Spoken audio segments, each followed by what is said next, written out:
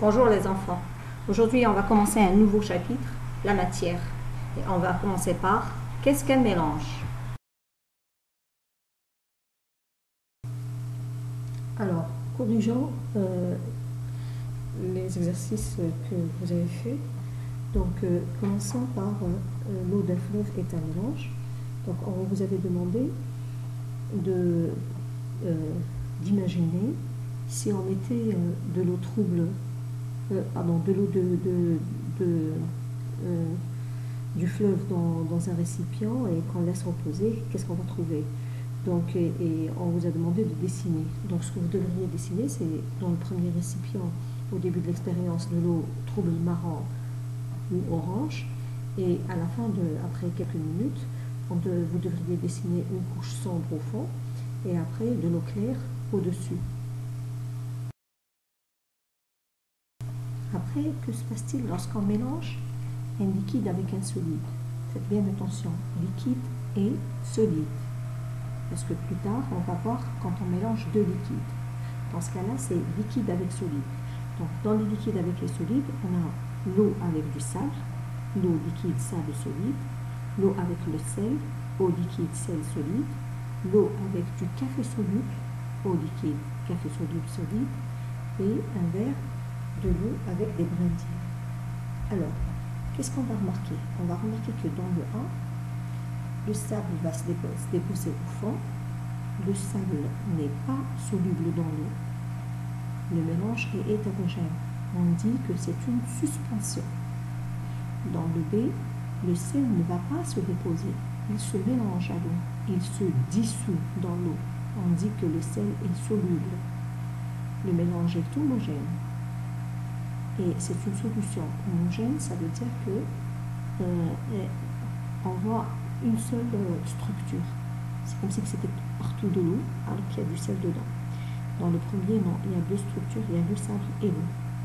Donc là, le mélange est homogène, on dit que c'est une solution. Dans le C, le café est soluble, il ne se dépose pas, il est complètement mélangé à l'eau. Donc le café est soluble dans l'eau, le mélange est homogène, c'est une solution. Dans le D, le brindille ne se mélange pas à l'eau. Les brindilles ne sont pas solubles. On a deux structures. On a les brindilles et l'eau. Ils ne sont pas solubles. Le mélange est hétérogène. C'est une suspension, comme pour le A. Alors ensuite, on vous demande de laisser les mélanges dont on a discuté tout à l'heure. En fait, moi j'ai déjà donné l'analyse après 10 minutes. Mais enfin, là, on doit encore compléter un tableau. Donc après 5 minutes, il faut compléter le tableau. Quels sont les récipients dans lesquels je distingue les deux constituants, le liquide du solide, et celui où je ne distingue plus le solide du liquide. Il n'y a plus qu'un seul constituant, c'est du liquide. Donc là où on arrive à distinguer les deux constituants, c'était dans le A et le D. Et là où on n'arrivait plus à distinguer les constituants parce que le solide s'est dissous dans l'eau, de l'eau, c'est ça, c'était le B et le C. Ensuite, on te demande d'ajouter de la terre dans le mélange D, là où il y a les brindilles, et de remuer. Et ensuite d'observer le document 1, là où il y avait la rivière et le mélange. Et ensuite de nous dire est-ce que ton hypothèse dans l'activité 2 est validée.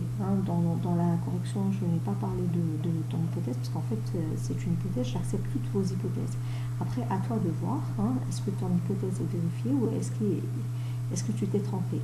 Donc, en ajoutant de la terre au mélange D, on obtient un liquide qui ressemble à celui de l'eau de la rivière en crue, c'est-à-dire qu'elle est trouble.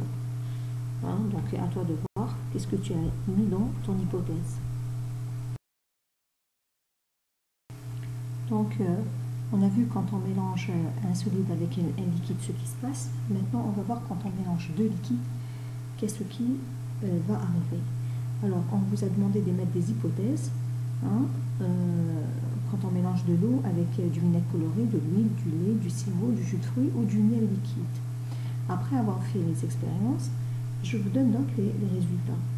Alors, dans les cas des récipients F et J, c'est-à-dire l'eau avec l'huile et avec le miel liquide, on remarque que les deux liquides se séparent au bout d'un moment.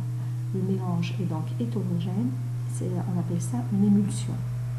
Dans les autres dans le cas des autres récipients, c'est-à-dire le E, le G, le H et le I, avec l'eau avec le vinaigre coloré, avec le lait, avec le sirop ou avec le jus de fruits, les deux liquides restent complètement mélangés. Le mélange est homogène. On dit que les deux liquides sont miscibles.